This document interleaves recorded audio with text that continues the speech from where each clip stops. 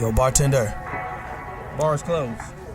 Hey, yo, bartender, what's good, man? Let me get a drink, man. Let me get a shot.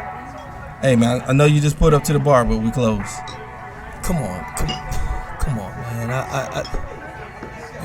You gotta be able to give me a shot, man. Come on. You look like you need a drink, man, but I hate to tell you this, man.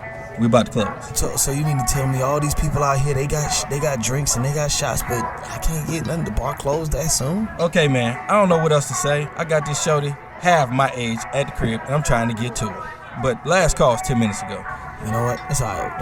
Don't even worry about it. Don't worry about it. All right. Tell you what, I'm gonna get you one drink, because it look like you need one drink. I can do one drink. I can do one drink, because I really, yeah. Hey, man, anything, man. Look like you got a lot on your mind and you need a friend right now. Pour it on me.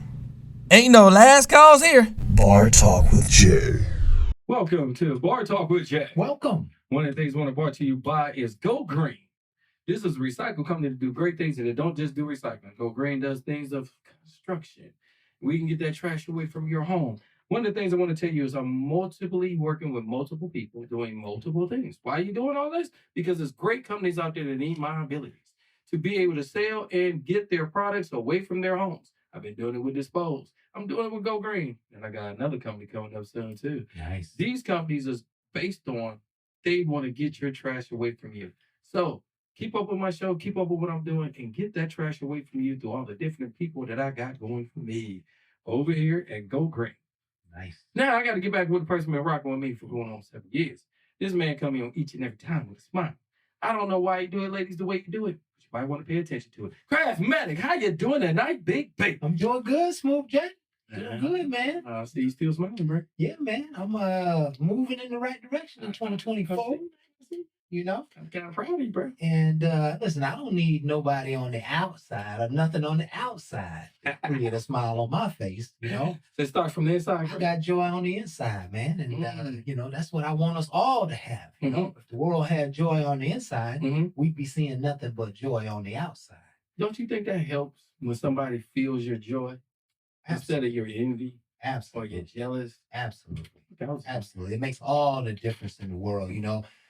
Some people look at your joy and they wish they had your joy. And next thing you know, they kind of hating on you, making some negative comments. It's always sucking the life out of you. Yeah, man, I don't pay attention to that stuff anymore. My joy is real, it's pure. And, you know, what can I say, man? You live a day, you get all you can out of a day, and you move on to the next day. And I learned that from my father, man. He was always a smiling man. You know, always had a joke, you know, a little laughter in his day, in his face. In fact, you never saw him without a smile on his face. That was just the way he was. My grandmother was the same way. So what I'm hearing, the apple don't fall far from the tree. Oh, no. The apple falls underneath the tree. Oh! Almost every time. That was a nugget for the women. Yes, sir. I'll be stirring the pot. Yes, sir. This man don't need to be singing. Yeah. Just saying. And listen, why don't we go ahead and introduce ourselves? Yes. This is Bar Talk with Jay. My name is Craftmatic. This is my boy Smooth Jay. In the building. And we are here to liberate your minds and souls with a fabulous dialogue. Yes.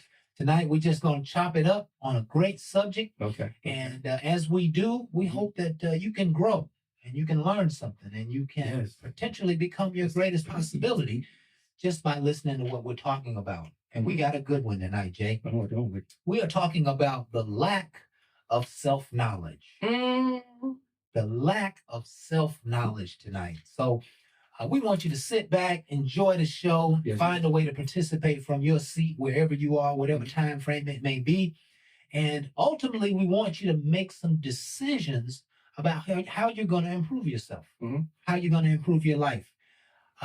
What are you missing in the area of lack of knowledge, self-knowledge, that would allow you to open some more doors for yourself or potentially close some doors for yourself? You know, sometimes... Sound like you're trying to gut punch somebody. Well, sometimes there's things in your life that you need to get rid of. I know. And I think, you know, we're going to talk about a few of those tonight. So we really, really appreciate you being here with us tonight. Yes, we do. And, of course, we always start the show off with a prayer. Yeah, knock them over the head. And why don't we pray over the subject tonight, shall we? Oh, I think we should, yes.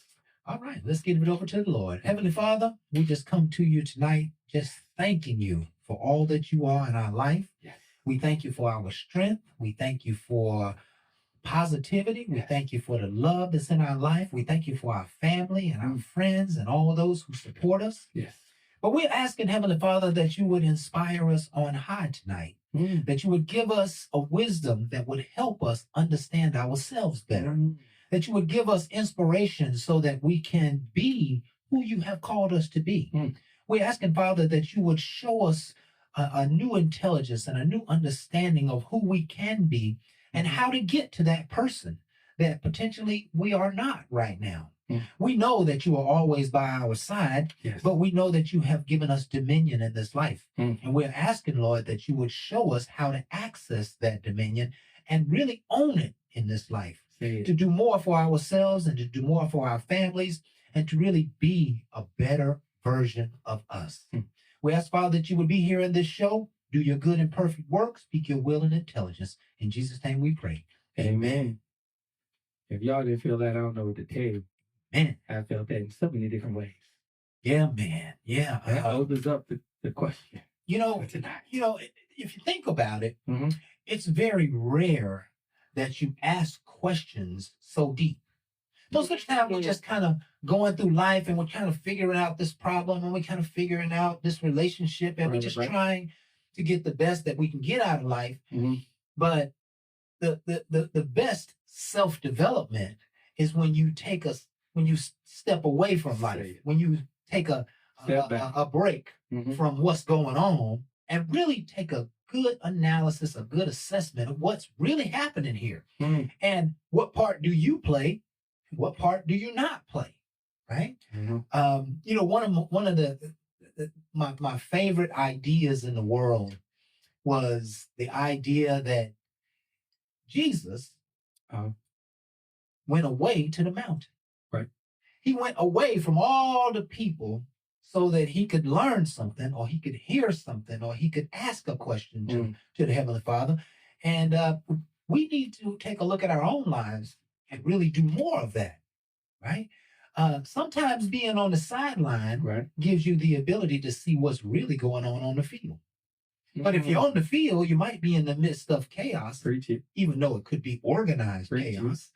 But in the midst of chaos, you almost can't see what's really happening. So we're going to get on the sideline tonight and just take a look at this thing we call self-knowledge and see what we come up with. I think you said it already. I think we can go ahead and just end the show. If you understand what he just said, it was profound. You need to pay attention. Right. That was a great intro, but that intro had everything. Yeah, it had everything. And and we could start with this. How often do you separate yourself from the challenge or the issue or the turbulence that you're going through and really ask some deep, heartfelt questions? Really ask some good, solid questions about, hey, what's going on here? How can I better this situation? Is this situation my fault? Sometimes in the area of self-knowledge, we need to realize that sometimes we're not honest with ourselves. Yes. Sometimes we don't want to take credit when we know we're at fault. We only want to take credit when things are good. But, I know when I look back at my relationship with my ex-wife, I have no more blame for her. I went through some tough times and I did some I potentially some way participated in that. Okay. And so but it doesn't discount her from what she did. But at the same time, I have to realize that I was a participant in that relationship. It didn't work out.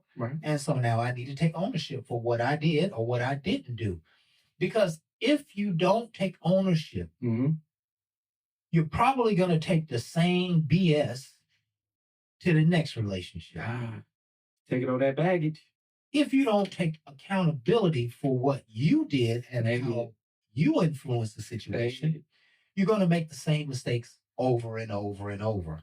And, I don't know, maybe just because of, the person who my father was and, how he raised me, he taught me to take a look at myself. He was constantly giving me constructive criticism, constructive feedback. Right. He never criticized me, not one day in my life. Mhm. But he said, Junior, you think you could did that a little better? Junior, what do you think you could have done differently? Mm. If you had to do that situation differently, what would you do differently? Right? And, you know, for me, it was that sideline effect that I'm talking about. I'm listening. Right? It was, you know, and I'm not just talking about life, but I'm talking about when I was in sports or when I was in organizations. But, you know, we all have setbacks and we all have pitfalls and we all have challenging times. And I oftentimes wonder, you know, what percentage of those things really are our fault, right? And so I'm a big believer in self accountability. And there are some people who just won't take ownership of their stuff, no matter what. Even if they're looking in the mirror, they won't take ownership of it. You know, They ain't seeing themselves nowhere. So, what kind of ideas come to mind, Jay, when you think about self-knowledge or potentially a lack of self-knowledge? Accountability. How are you being accountable? It's one of the biggest things, and I heard it from you when you got in that point, and I was in that same situation too, that I was blaming instead of acknowledging that I had a part in it. Without me noticing my part, I wasn't going to change me. I was just going to blame the other person. So now that I'm blaming the other person, I never changed my behavior. So when I go on, I'm not thinking about the baggage I'm bringing to the next one. I'm thinking about the fact that person did something to me. So I'm deflecting when I talk to the next person about what that person did, and I'm not talking about me. It's easy to deflect and hold ownership. So since I didn't change anything, when I get in that relationship, I tend to do the same thing. And then I wonder how this person started acting just like the last person because I have a toxic trait. I'm learning toxicity because I got it from another person. And then I didn't learn to get that off of me. I just learned to carry it on. So now I'm carrying extra stuff through relationships. And normally they don't end well because most people don't want to be nobody toxic. But then some people say they love toxicity. You know, they love the drama. They love the extra because they don't know no better. That's something I never want. So I start looking at my own behavior and I said, you know, I gotta take some ownership. I did wrong. I didn't like how I said some things, and I didn't like some of the actions I was doing. So not only did I say it to myself, I started saying it to the person I was with, and I started owning up to my mistakes. It was very shocking. Like, where did that come from? This, that, and other. It's because I won't change, and I won't change for myself. So it started with self, and then it got to a point where I lost myself because I thought I was good because I look good. I feel good because I ain't taking ownership. Right. And so I'm owning my bull. It only takes a person to see through it that makes you want to feel more accountable because what do you mean? I had nothing to do with that. That's some bull, you know? And I'm quick to defend and listen. Right. So my hearing went down. My ego got big. And only gonna get deflated when I start learning that I'm not the person that I'm trying to portray. So it's like I'm putting on a mask. I'm not that dude. I look like I'm that dude. I show like that dude, but I'm damaged. I'm damaged on the inside, and I'm trying to protect. So my outer exterior is not my inner. We're not matching. I'm unbalanced as a mug, and I'm running through relationships, and relationships is going ashore, running amok. And again, a lot of it's me. So I had to start holding myself more accountable because the number one person that needed to change was me because the relationships wasn't changing me. And then I'm pouring in and I'm not getting poured back into because they don't know me. I'm starting not to act like me. They don't know how to feed me because I'm feeding them. They have no way of seeing how to feed me because I'm not acting like me. So I'm hurting me. I'm slowly looking in the mirror, not understanding who I'm seeing. That's a lonely feeling. Don't wish that on no one. But I can tell you, is taking accountability is a blow to your face. Because now you got to start seeing you ain't that perfect person. Your ego start coming down. And you need to check it sometime anyway. It was getting too big. It had to be humble. Okay? And my ego is never bigger than my God. Okay? But I started believing in myself more than I needed to. So it had to get humbly checked. Luckily, it got checked by me. And I like to say circumstance probably made me check it. So I had to deflate a little bit and come to the agreement that, hey, I got to do better. So I start trying to be more honest and start telling them about my feelings. Now, just understand this. When you start telling people about your feelings and being vulnerable, you're being open. When you're being open to a person that's toxic and they ain't really listening, your vulnerability be looked at as a weakness. You're only going to show weak to so many people or seem weak before you shut down. And now I'm not talking at all. Now I feel like I'm in a darker place than I was before. Right. I already wasn't happy with myself. Now I put myself in a darker place thinking I'm coming out of this like I know what I'm doing. Right. I didn't turn to the book. I didn't go and see that there's scriptures that can help you. I can't tell everybody where to go and what to do. This is one of the things that I didn't do and I should. It was brought to my attention that if you want to be a stronger dad or better man, there's scriptures that you can go that can help give you guidance. All right? There are also counselors. There's different programs that you can do, but find something, okay? Because if you don't, you tend to stay in a position that you want something different and you're not doing anything different.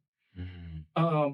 Recently, I got in a relationship, and when I got into this, when I say recent, just years ago, and when I say years, not that far back, but somebody asked me, who are you? Mm-hmm. And they asked me that question, I start talking about job, things I do, and they cut me off rudely. That's not what I asked you. What do you mean? No, who are you? I ain't asked about your job. Who are you? Let me tell you something. And how do you answer that question? Yeah, let me tell you. I had to think. You had to step back. Yeah. Because I'm so quick to describe by the things I do. What we do. Instead of our job, who I am. our career path, you know, our for guys, skills. Yeah. I'm the son of Fanny Harderberg, Jeremiah Griffin, only child, or thought at one time when I was little, only boy, and then just my sister, just to find out I wasn't. I had other siblings. But to me, it goes all the way back to you. You're upcoming. What do you believe in?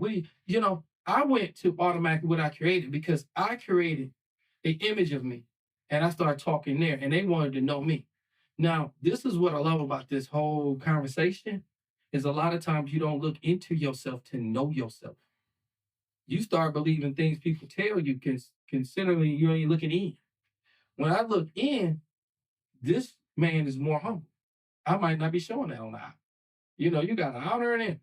And I had to get to know the end. And that person made me realize I need to talk from an inner than an outer. I know about the job. So I'm trying to show you. I got a job. I do this, but I'm bigger than a job. If the job I lost, which I lost some through time, never destroyed me, never put me under. You know why? I had the ability to snap back. I didn't put that much faith in them. They put enough in me. They put enough knowledge in me. So now I'm knowledgeable about what I did and what I can do compared to me feeling like I have to have them. But when I was going through this, they kept putting pressure on me to do more. And anybody in corporate America know what I'm talking about. If you got a position and you good at it, they can put more on you. They'll give you a raise. They'll give you a higher salary. But all of a sudden, you're doing two people's jobs. Right. And they did this on purpose because you ain't got time to build your own. Because I pay you more to keep you focused on the business. That's how you keep corporations making money. So I didn't think about nothing else. I just thought about what they did. They also put stress on me. And I didn't see it because the money coming in. So I didn't start to chase money. Right. I did this to make money to take care of my family. Right. I wasn't stressing over the amount of money because I was making that money work. And I was also investing in doing small things with it. I wasn't doing big things, but small things. And those small things add up, okay? Now I make more money, and I got away from a pattern of what I was doing because more money is coming in. Instead of continue to grow it in the way I was, I start spending, okay? Because I was comfortable. And I got away from the plan, okay? The second thing I did that was a disaster in my marriage is I kept the plan more to myself than keeping her engaged with it. Yeah. Because she can find ways to make these plans work too. It got to a point, I'm doing it all. And that's where the ego blew back up. Okay? And that ego needed to be more humble because it wasn't just me. Okay? And it got to a point where I had to get divorced, fall down, before I fell to my knees to go back to the Lord. He should have been guiding me through all this in the first place. I got away from what I normally do because I got an ego boost. Okay. And it changed my trajectory. All right. And I had a pattern and a path, and it changed it. And that change was recognized even by my wife, even my kids. But to me, what are you saying? Look at what I'm doing. Okay. Became more selfish. All right. And Lord knows when you marry and you get into any kind of relationship, from a long-term relationship, marriage, or whatever, you might as well drop the selfishness, because that don't exist no more. It's about family. It is about bringing together. You know, Jay, you are naming so many things that people really need to pay attention to when it comes to self-knowledge, right? When it comes to understanding yourself, and I think that's what this session is really coming down to, is that how do you measure your self-knowledge or lack of self-knowledge? What do we need to be looking at? What do we need to be paying attention to when it comes to knowledge and self-knowledge? And I have a list here that I just like to just kind of throw out there, and then we can have some discussion around it. But you should be asking yourself the question: What's that? Am I egotistical, or am I, do I display humility? That's important to know, right? Because if you are in a situation where there's a high level of risk, you need to know when to shut up, and you need to know when to speak up. And so if you don't know that about yourself, you're probably going to burn some bridges. You're probably going to make some mistakes. You're probably going to put your foot in your mouth, right? So the question is, am I egotistical, or do I practice humility? Watch this. Am I decisive, or do I live my life in undecision?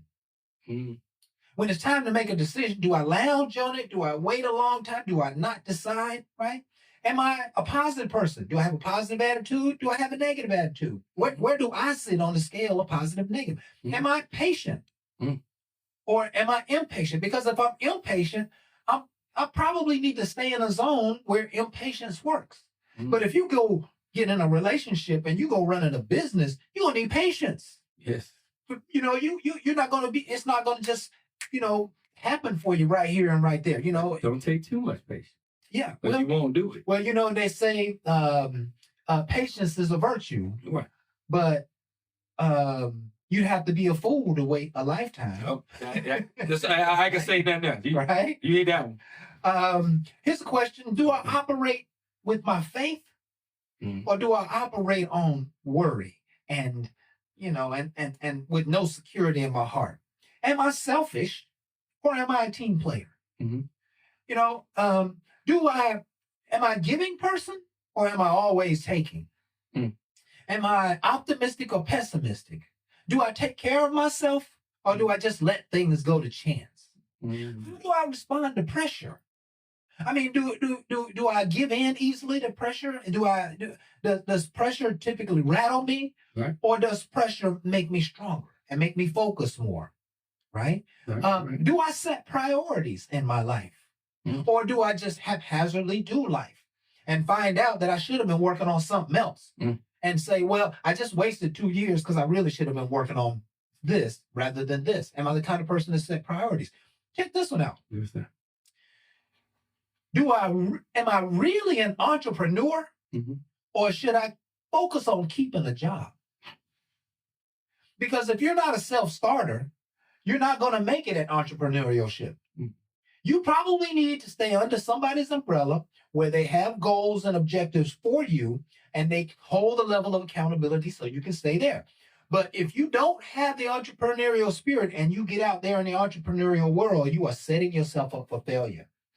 This is about we're talking about self-knowledge. We're talking about understanding oneself. How do I deal with commitment? Can I look back over my life and say, the things that I have committed to, I went all the way through. Right. I went till it won, until it failed, until I just had to make a new decision. Or did I commit to something, and then when it didn't go my way, I just decided I changed my mind. Right. I don't want to stay into something that might be hard or might be not look like it's not working. Where's your level of commitment, right? Here's another one. What's that? Do you seek advice, or do you try to always make the decisions on your own? No matter what you are doing in life, somebody has already done it.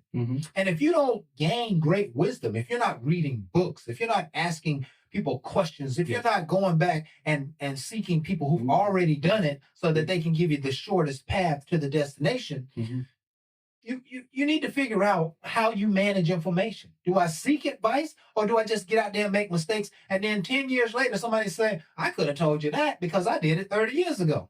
I could have took you from A to B without you ever having to go into the valley, right? Am I open-minded?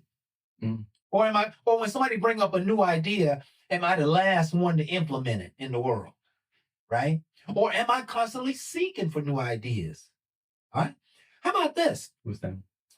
Am I a problem solver? Or a problem maker? Or a problem maker, right? Or when I see that there's a problem, how do I respond to that? Because sometimes if I realize that in my past, there's a problem at hand, I know there's a problem at hand, but I didn't do anything about it. If that becomes a pattern, you can recognize it and change it.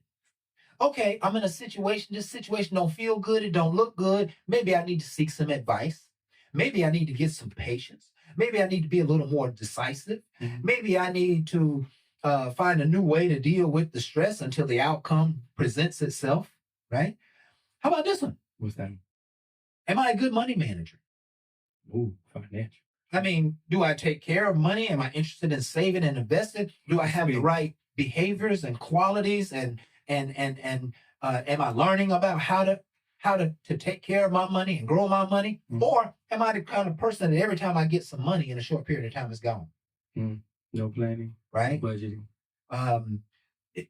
Do you hear how profound these questions are? Yes, that you need to ask yourself. You have to ask yourself these questions, and sometimes your answer is not good enough to satisfy the situation. Sometimes you need to go and ask the people who are closest to you. Do you think I'm a good money manager? Do you think I'm a good decision maker? Do you think I'm do you think I'm a relationship person? They'd be like, nah, you're not really a team player. You probably need to, you can date and you can go and have fun, but I see you in a relationship being selfish. And it's not that I'm trying to hurt your feelings, but I'm gonna tell you what I've seen in you over the years. I've seen over the years that you've had some good people in your life, but you weren't interested in that. And it's not maybe that's that just wasn't your calling. I know we all want love, but I'm gonna tell you, if you go and get a good person in your life, and you're acting in that way, all you're gonna do is blow it. You're gonna blow it for yourself. You're gonna blow it for them. You could blow it for your families. You could blow it for your children. If you don't have a stick-to-itness attitude, relationship is not the place to be. Because love doesn't look like we think it should look. Love. The true measure of love does not take place until after you have gone through some tough times, right? And it takes a stick-to-itness kind of person to show love, especially after somebody does something wrong and you need some forgiveness. Are you the kind of person who will forgive somebody genuinely? Or do you say you forgive, but you keep holding it against them, right? Yeah. Here again are questions. And, the young lady who asked you that question many years ago, she said, who are you? When it's time to answer the question, who are you? These are some of the answers that you can give. Right. Well, you know what? I'm a very decisive person. I'm very, I'm filled with humility. I respect my elders and I listen to good advice. And I'm open-minded. I'm kind of optimistic. I love people. Maybe sometimes I love people to a fault. Then the craziest thing? I don't know if I'd have said these things that it would have changed how that person already felt. Because I let her know more of me through the eyes of me. I changed it up. Where you let her know through your eyes. My eyes, my vulnerabilities, and my successes. Which could be right on. It could be right. Or not right now, on. Now I'm going to tell you why. Because I wasn't trying to impress. I got away from giving somebody what they want to hear compared to what I want to tell. I want to tell a true story of me in a way that you can understand me, so you know what you're really dealing with. Because at that point, I wanted to be more transparent. Because one of the things we talked about is people wear masks when they meet. So you never know what you meet. That stayed real in front of me when that was going on. And she asked me, because I didn't want to be a fake me. So let me give somebody more of me so they can understand me. And it didn't take that day. It took several days of questioning. Okay. I didn't ask a lot of questions. She did.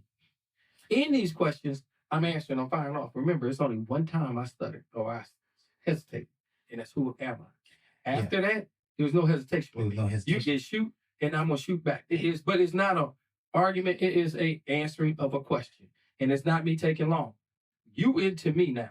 You're into asking a question. I'm into telling from my point of view. Everything went to my point of view. That's the thing. It's always from your point of view. Mm-hmm. But watch this. If you are telling someone else about who you are, all those things become to the other person is a filter.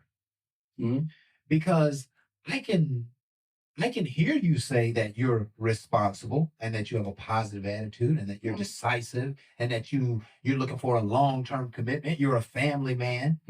But next week, when I send you a message that I'm not feeling well and you don't check up on me, you might not have cared. You're not really showing it. So what you do speaks so loudly that that what you said could be completely nullified, right? And oftentimes when people are telling others about themselves, they really are wanting to put their best foot forward. You're not going to tell somebody that you messed up. You're not going to tell somebody that you got to sometimes you're challenged with a negative attitude. You're not going to tell somebody that you really aren't comfortable with change. You're not going to tell somebody that you don't really respond well to pressure.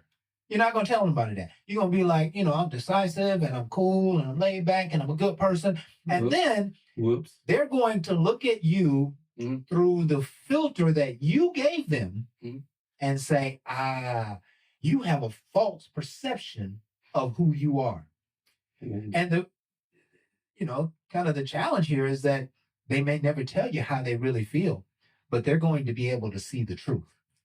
And so, when I talk about who I am, I like to talk about what I was born to do.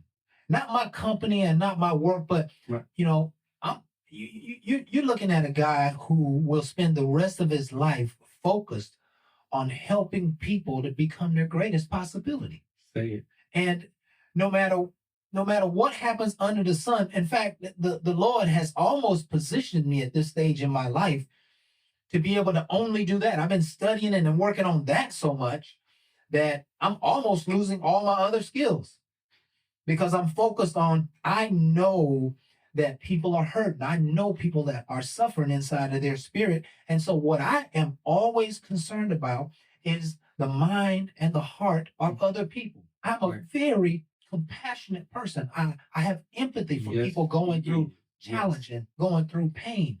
And, and part of what I'm saying insinuates that I'm probably not a selfish person.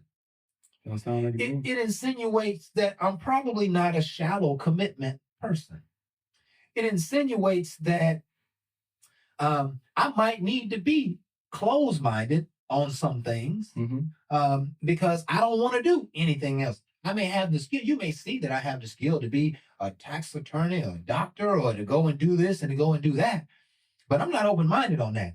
This is what I was born to do. And this is what I'm going to do for the rest of my days. And I would hope that you could participate in that with me. Say it. Right? But I understand who I am. Right? And, I have had situations where I convey, just like you did, Jay, I convey who I am to other people and they hear what they want to hear. Yeah, that's right. They hear, sometimes it's a situation where they hear only what they can hear. Or want to hear. Right? They hear what they want to hear, but, if you've never been through nothing, you can't really hear what's underneath what I'm saying to you. What I'm saying to you is that, I done spent 20 years, 25 years in sales. I've had a family and my kids are grown, and what you haven't heard is that I got a short window to get something done. Say it. I ain't trying to go no other route than the route I know. I'm not trying to let anybody change my mind on anything unless it's proven over and over and over again. I recently had a gentleman who, I met. He's an older gentleman. He's probably in his mid to mid 70s. Okay. And when I met him, the first few talks that we had, it was fabulous. We were on the same page. We was talking about the Word of God, and I noticed that he kept dropping in these seeds of a different faith. Okay. And the more he dropped those seeds in, the more I realized how firm I was in my faith. Right. And so ultimately I realized that he wasn't necessarily about supporting who I was in my faith. He was about switching me over to a new faith. Trying to get to grow up in you. Yeah, exactly. And so he praised me for what I was saying and, the messages I was, giving to him. And all the while he had an agenda to change me, but he didn't realize that I was dug in. Mm. And that you're going to have to say something pretty profound to get me to change my faith. Mm. Number one, you want to have to say something profound. Number two is I'm not willing to be vulnerable in any way, in any more part of my life with my faith. Mm-hmm. I'm willing to change some things. I'm willing to, stop doing some of the, nonsense that I might be doing, or maybe slow down on some of my vices or whatever the case may be. Mm-hmm. But you're not going to change my faith. No. Right? You rooted. Right. You're not going to change my faith. Right. And it goes like that in relationships. Right. What you really want is you want somebody who, you want a relationship, but you want a relationship with somebody who's like-minded.